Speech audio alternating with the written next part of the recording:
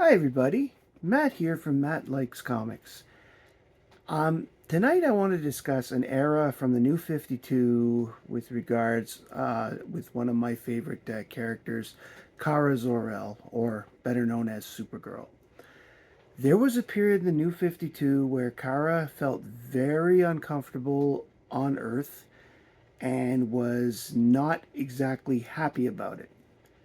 This, of course, was at the time that the Green Lantern's Corps had expanded so that there were rings and cores for every color in under the emotional rainbow, so to speak. And in this case, red represented rage and anger.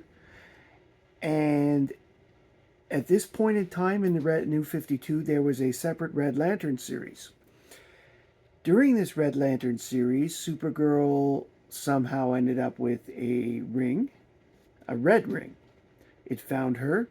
She put it on, and so in addition to her Kryptonian powers, she had the red ring of the Red Lantern Corps under Atrocitus.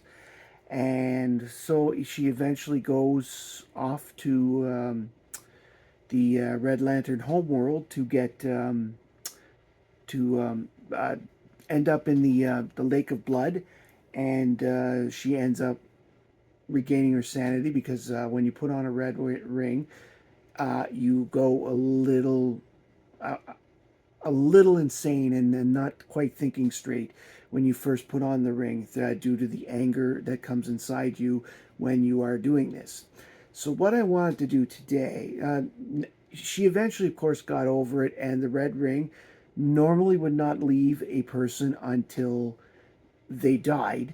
But Kara, due to her Kryptonian heritage and the extreme rage she had at this time, was able to take the red ring off and go back to normal and return to Earth as if, well, I don't want to say as if nothing has happened, because she does carry this for the rest of the experience of it for the rest of the New 52 run. But it's an interesting storyline, which is called the Red Daughter of Krypton, that leads it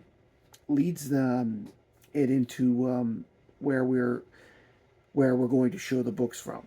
Now, at this time, Guy Gardner is a member of the Red Lantern Corps. He was no longer a member of the Green Lanterns because they wanted to have somebody who could sort of who wasn't quite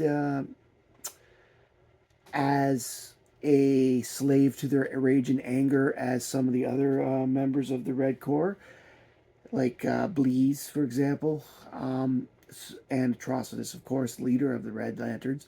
So they wanted him there to sort of keep an eye on things and make sure to make sure that the Red Lanterns don't cause a lot of difficulties across the universe. So this here is, I'm going to start with Red Lanterns 26. It is before, this is 2 issues before Kara gets becomes a Red Lantern and gets the ring. Um, it's a wrap up of the stories that were going on at that time. They were trying to stop certain factions from getting more powerful in the universe. Here we've got Ice, and Guy Gardner's on the cover, where Ice gets herself in a little bit of trouble, and Guy Gardner is there to help her through this. Now, for the most part, he's solo in this book. I don't want to give away too much because I really, my encouragement is not to tell you what's in the book so that you go yada yada and move on. I want everybody to read the books for themselves and make their own judgments based on what they see. But here is the book where Kara begins. Now, this is Red Lanterns 28, but an interesting part about this book is that it is also flip, and it's Green Lantern 28. And in Green Lantern 28 on this side is the part where Kara actually, as you can see by the cover, becomes doused. She's in the lake of blood that I mentioned on the planet Ysolalt, I believe it's called. And here is where she is facing the fact she has the ring. She's letting all her rage go out, and then she'll be in a position where she can control her emotions long enough to become mistress of the ring. The storyline continues. Here in 29, Superman catches up. Guy Gardner stops Superman from interfering with Kara's current destiny. Kara has to go through this. As I said, at this time, if you got a Red Lantern ring, had no choice. You had to wear it until you died.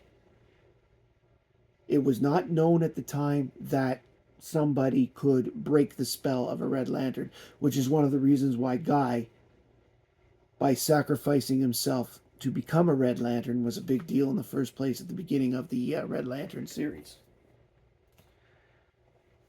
Here, it begins a three-part arc called Judgment Day, where Kara, as a member of the Red Lanterns, all go to a planet that's run by judges, specifically one judge who is basically uses her powers in very corrupt ways and very anger-built for revenge to what other people have done to their planet.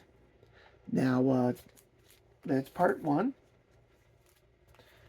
Part two, here is a picture of the judge. Now, the judge is in red robes. The judge itself is a Red Lantern. So the rest of the team has to try to stop this judge from doing all of this stuff to her own people in order to, as I said, run her revenge plans. This here, and this was actually part 3 of the story because part 2 was in the Supergirl series. The Red Lantern storyline also went into the Supergirl series at the time. That was the New 52. I haven't pulled those books because I have a separate video planned where I'm going to show the entire second half of the Supergirl series, which only went to 40 issues.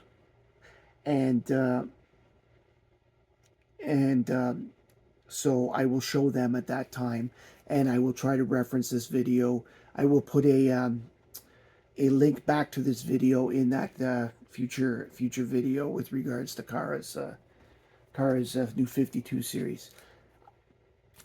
This here is issue 32, and it features the return of Atrocitus, who was busy trying to recruit more members of the Red Lanterns.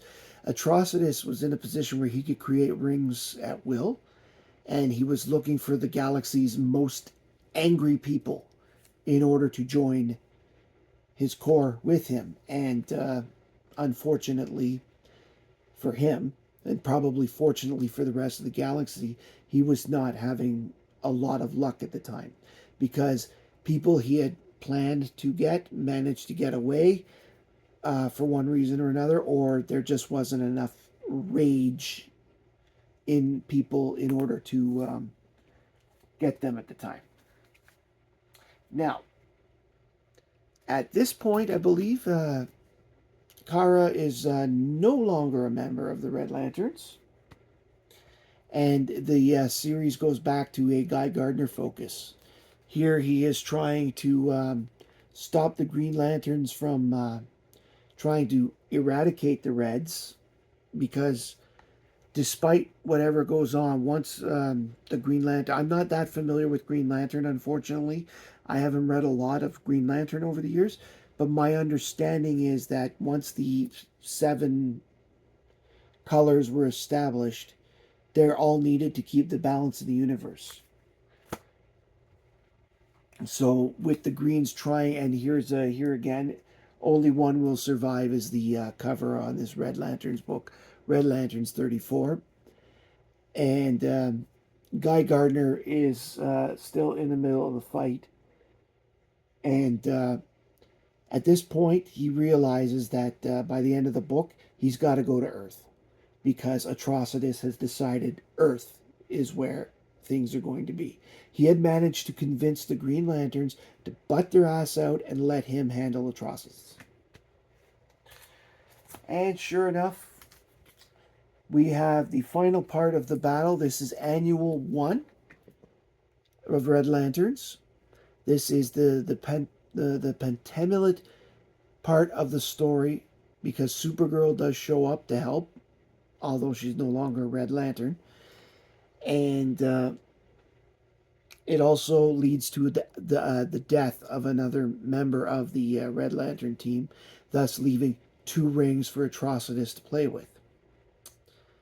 But as you can see by the cover, Atrocitus and Guy Gardner do have a big fight on Earth, and eventually Atrocitus moves on. This Red Lantern storyline was the only one that I really bought of this series. As I said, I've never been big on the Green Lantern mythos, and I'm not that familiar with a lot of the characters involved and stuff.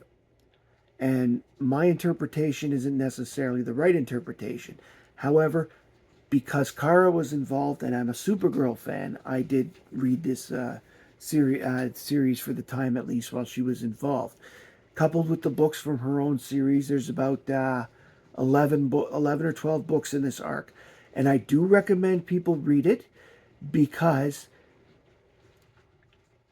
what people don't understand about Kara and the difference between Supergirl and Superman is that in every single one of the worlds, it doesn't matter whether it was original, pre-crisis, or the 2004 Kara, 2005 Kara coming into the universe, or the New 52, or Rebirth.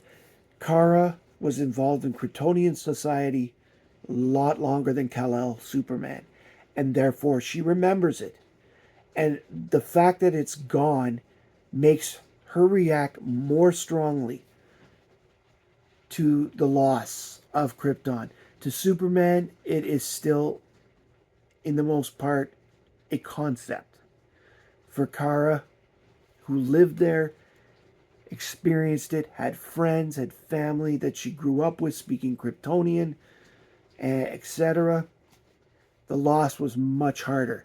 And she be coming to Earth at 15 compared to Superman basically being raised on Earth was a very, very, very big culture shock for her.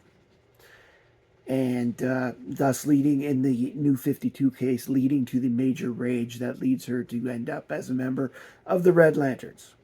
Anyways, I hope you've liked this video. If so, please make a like. I'd love to hear what you think. If you've read this, what your thoughts were. If you haven't, if you'd like to read it. I recommend it because the Red Daughter of Krypton storyline, as I said, it's not your usual superhero fare, and it's not dark in the sense that the dark comics have been lately. It's more, here is somebody who's extremely angry. How are they going to fix it? Kind of way, and it's a very emotional tale. And there, so please like, please comment, please subscribe. I hope you have enjoyed this video. Because my name is Matt. I like comics, and I hope you do too.